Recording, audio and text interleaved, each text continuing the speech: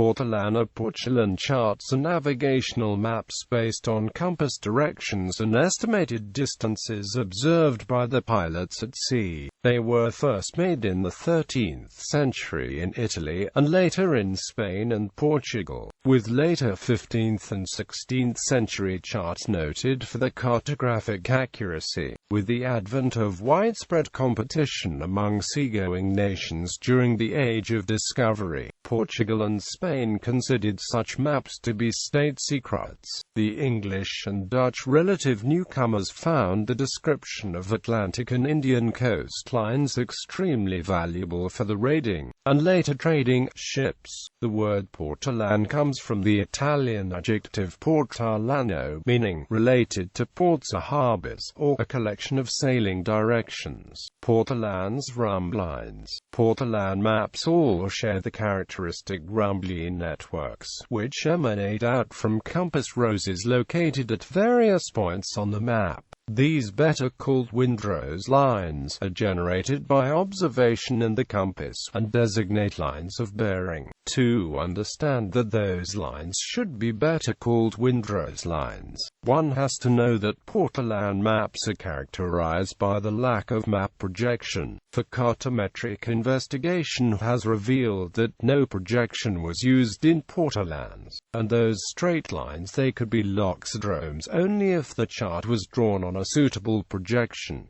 As Leo Bagro states, the word is wrongly applied to the sea charts of this period, since a loxodrome gives an accurate course only when the chart is drawn on a suitable projection. Cartometric investigation has revealed that no projection was used in the early charts, for which we therefore retain the name portolan. Contents and themes. These charts, actually rough maps, were based on accounts by medieval Europeans who sailed the Mediterranean and Black Sea coasts. Such charts were later drafted for coastal resources in the Atlantic and Indian Oceans. At the beginning of the Age of Discovery, charts had been made for the coast of Africa, Brazil, India, and past the Strait of Malacca into Japan. Knowledge vital for the slow rise to prominence of the English Armada and of Dutch merchants, following in the wake of the Iberian powers. Frequently drawn on sheepskin vellum, portolan charts show coastal features and ports. During that period, smaller ships could use more of the coastline as harbors than in the present era. They might need to seek refuge more often, and crews intentionally beached some ships for maintenance and repairs. Thus, mariners sought to learn of protected bays or flat beaches, not only for safe harbor but also for coastal navigation. The straight lines shown crisscrossing many portolan charts represent the 32 directions of the mariner's compass from a given point, with its principal lines oriented to the magnetic North Pole. Thus the grid lines varied slightly for charts produced in different eras, due to the natural changes of the Earth's magnetic declination. These lines are similar to the compass rose displayed on later maps and charts. All portolan charts have wind roses, though not necessarily complete with the full 32 points. The compass rose seems to have been a Catalan innovation. The portolan combined the exact notations of the text of the Periplus, a pilot book, with the decorative illustrations of a medieval Genoan map. In addition, the charts provided realistic depictions of shores. They were meant for practical use by mariners of the period. Portolans failed to take into account the curvature of the Earth. As a result, they were not helpful as navigational tools for crossing the open ocean, being replaced by later Mercator projection charts. Portolans were most useful in close quarters identification of landmarks. Portolani were also useful for navigation in smaller bodies of water, such as the Mediterranean, Black, or Red Seas. History. The oldest extant portolan is the Carta Pisana, dating from approximately 1296, and the oldest preserved Majorcan portolan chart is the one made by Angelino Dulce, who produced a portolan in 1339. This led towards two families of portolan charts, the ones that are purely nautical and those that are nautical and geographical. The Catalan portolan charts are of the second type, being usually made in Mallorca.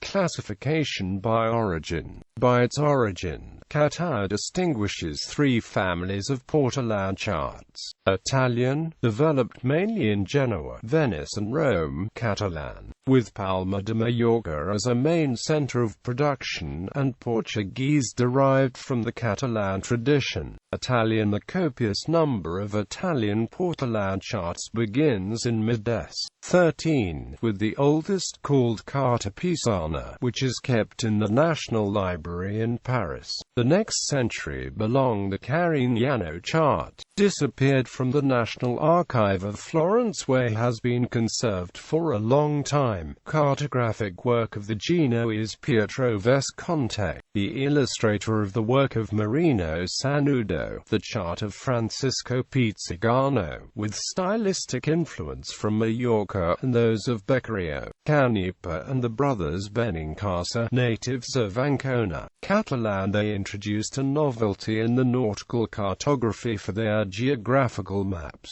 all with common stylistic representation of certain accidents and geographical areas. The masterpiece of the Mallorcan portolan charts is the Catalan Atlas made by Abraham Cresques in 1375, and kept in the Bibliothèque Nationale de France in Paris.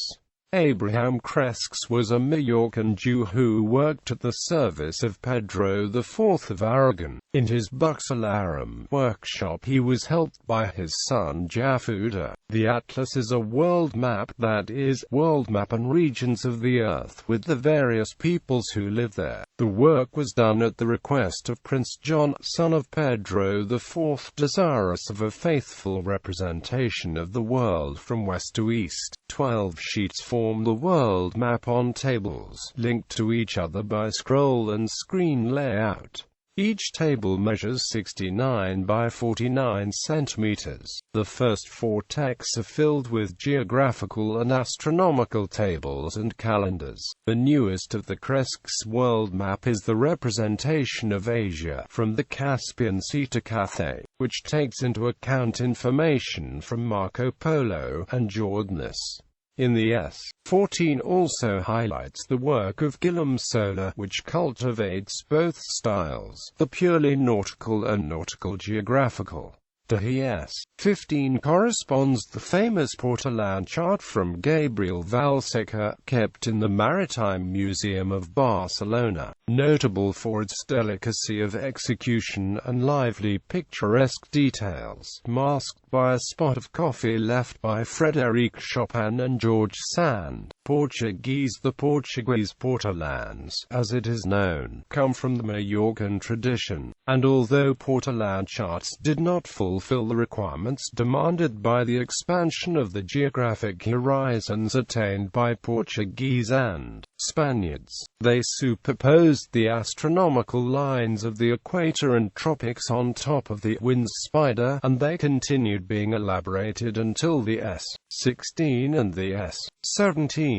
The Mallorcan origin is proven by Julio Rey Pastor, who says in his book, "It's unforgivable that some scholars dare to write on the subject without reading João de Barros, which clearly states, Manduva da ilha de Mallorca mestre Jacum, horna romuidad una arte navega, que feja instrumentos náuticos e que customito pelo traza est rhino para ensina sua ciencia aos oficiais portugueses d'Agla, Mester.